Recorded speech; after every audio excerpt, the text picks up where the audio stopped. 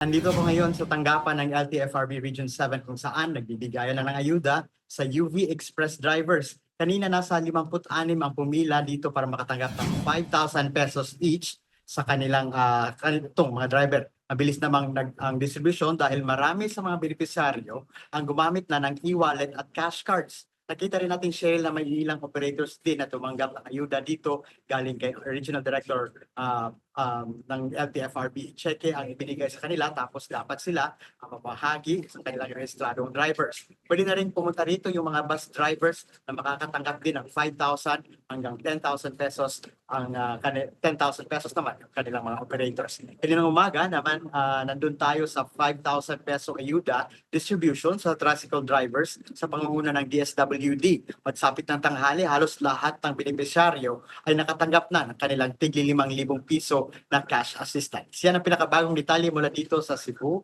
Balik sa iyo, Sherry. Daghang salamat, Dale Israel.